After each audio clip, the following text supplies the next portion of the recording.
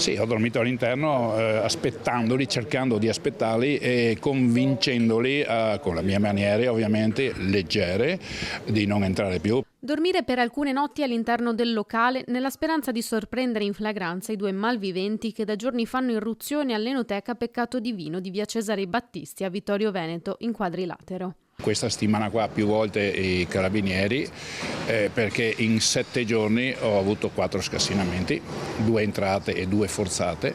Scappati arraffando qualche spicciolo delle mance, nulla più. Con lo scattare dell'allarme i due si sono dileguati in fretta per il buio della città.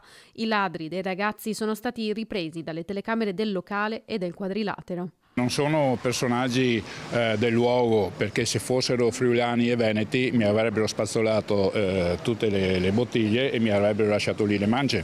Sono persone che non bevono alcol, io credo, e quindi le bottiglie non sono state toccate.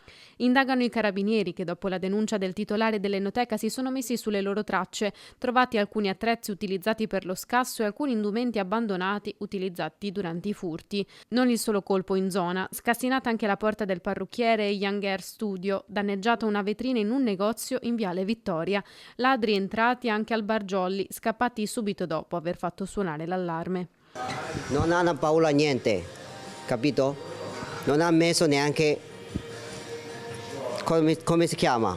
Cappuccio. Voi avete paura? No, paura come? Sì, paura di che? Casomai con freccia. Pium. I commercianti della zona lamentano un degrado crescente, in arrivo dall'amministrazione più telecamere per presidiare il territorio con uno stanziamento di 400.000 euro. Sindaca che intanto ha incontrato il proprietario dell'Enoteca. Bande di giovani che si muovono tra Conegliano, Sacile e Vittorio Veneto e che a spot colpiscono nei territori.